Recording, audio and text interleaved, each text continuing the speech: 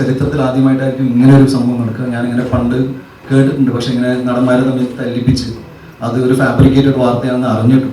ഇനി എൻ്റെ ഇതിൽ ഏറ്റവും വലിയ സങ്കടകരമായ കാര്യം എന്ന് വെച്ചാൽ, ഇതിൽ എൻ്റെ ഒരുപാട് സുഹൃത്തുക്കൾക്ക് ഇത് ടൊവിനോ മാറ്റർ വളരെയധികം ഫേക്ക് ആണെന്ന് അറിയാം. എല്ലാവർക്കും അറിയാം, ഇത് ഇൻവോൾവ് ആയ എല്ലാവർക്കും അറിയാം. ആരും അത് സമ്മതിക്കുന്നില്ല. ബിക്കോസ് അത് എന്നോടുള്ള വൈരാഗ്യം ഇയാളുടെ മാറ്ററിൽ അത് ഉപയോഗിച്ചത്.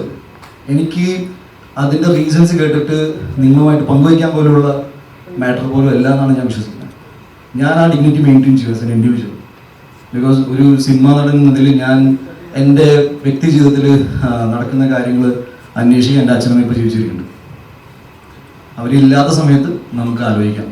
അല്ലെങ്കിൽ അല്ലാത്ത കാര്യങ്ങളിൽ പിന്നെ ഉണ്ണി പറഞ്ഞിട്ട് അത് ചെയ്തു പറയുന്നത് വളരെ റോങ് ആയ കാര്യങ്ങളാണ്.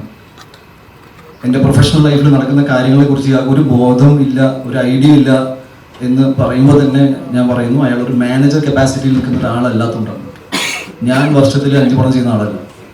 എനിക്ക് എൻ്റെ ഇഷ്ടത്തിന് ഞാൻ ആഗ്രഹിക്കുന്ന പോലെ സിനിമകൾ ചെയ്യാനുള്ള സ്പേസ് ആയതുകൊണ്ട് ഞാൻ എൻ്റെ സമയം എടുത്തിട്ട് ഞാൻ ഇതൊക്കെ സമയം അനുസരിച്ച് ഞാൻ നിങ്ങളുമായിട്ട് പങ്കുവയ്ക്കും. ഒരു സിനിമയ്ക്ക് അതിൻ്റെതായ സമയമുണ്ട്, റിലീസിന് സമയമുണ്ട്. ഞാൻ ചെയ്യാൻ പോകുന്ന സിനിമകൾ എന്താണെന്ന് ഞാൻ നിങ്ങളുമായിട്ട് പങ്കുവയ്ച്ചില്ലെങ്കിൽ ഞാൻ ആരുമായിട്ട് പങ്കുവയ്ക്കുന്നതാണ് ഞാൻ ചിന്തിക്കുന്നത്.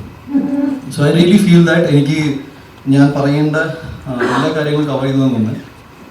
പിന്നെ വധഭീഷണി തൊട്ട് പെണ്ണ് കേസ് തൊട്ട് അതുപോലെ തന്നെ ഈ സമയത്ത് ഇങ്ങനത്തെ കുറേ ഇഷ്യൂസാണ് ഫോൺ കോളിൽ എനിക്ക് വന്നത്. ഈ കാര്യങ്ങൾ അത്രയും സീരിയസ് ആയതുകൊണ്ടാണ് ഞാൻ പറഞ്ഞ പോലെ DGPക്ക് അയച്ചു കൊടുത്തത്. നാളെ മറ്റന്നാൾ ഏതെങ്കിലും പെണ്ണ് കേസ് വന്നു കഴിഞ്ഞാൽ ഞാൻ പിന്നെ വന്നിരിക്കും. ബട്ട് നാവും എനിക്ക് പേടിയുണ്ട്. സാധാരണ നിങ്ങളൊന്നും അങ്ങനെ പറയാറില്ല, പക്ഷേ എന്നെ കുത്തിക്കൊല്ലുന്നതും എന്നെ വധഭീഷണി നടത്തുന്നു, പിന്നെ ഈ ആൾക്കാർ തമ്മിൽ ഡിഫേമേഷൻ എനിക്ക് മനസ്സിലാവുന്നില്ല. ഒരാളുടെ ഇമേജ് ടാർണിഷ് ചെയ്തിട്ട് അതായത് നാഷണൽ ലെവലിൽ വരെ ഇങ്ങനെ കൊണ്ടുപോകുക.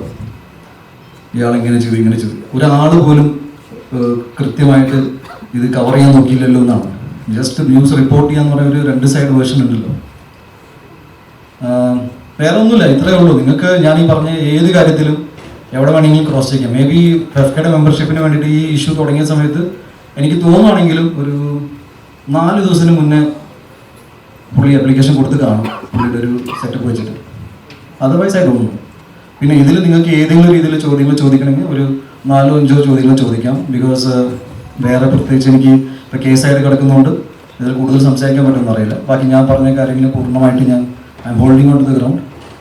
ഞാൻ ഇയാളെ അടിച്ചിട്ടില്ല. ഞാൻ വേറെ നടനെക്കുറിച്ച് അയാളുടെ സിനിമയെക്കുറിച്ച് സംസാരിക്കാനുള്ള സ്പേസിൽ ഉണ്ടായിരുന്നില്ല. ടൊവിനോയെ കുറിച്ച് ഞാൻ അങ്ങനെയൊന്നും പറയില്ല. എനിക്കങ്ങനെ പറയേണ്ട ആവശ്യമില്ല. വളരെ അടുത്ത സുഹൃത്തുക്കളാണ് ഞങ്ങൾ.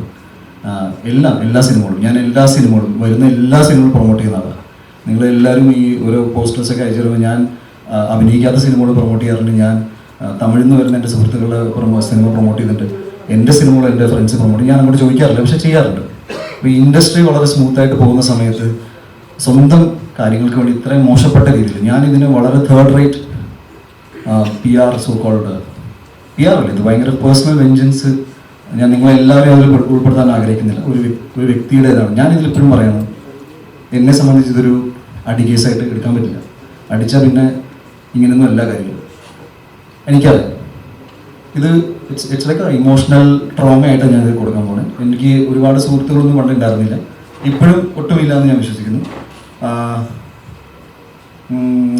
ഞാൻ ഈ മലയാള സിനിമകൾ ചെയ്തുകൊണ്ട് പോകുന്ന ഒരാളാണ്. അതിലിപ്പോൾ ഭയങ്കരമായ ഒരു ഒന്നുമില്ല. എല്ലാവരും പോലെ സ്ട്രഗിൾ ചെയ്ത് വന്നു. ഞാൻ ഒരിക്കലും എൻ്റെ സ്ട്രഗിൾ സ്റ്റോറീസ് പറഞ്ഞിട്ട് സിമ്പതി മേടിക്കുന്ന ആളുമില്ല.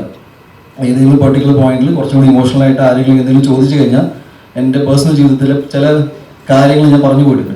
അല്ലാതെ ഞാനിങ്ങനെ ഇരുന്ന് ഞാൻ അവിടുന്ന് ഗുജറാത്തിന് വണ്ടി കയറി വന്നു എന്ന് പറയുന്നത് എനിക്കിഷ്ടമല്ല.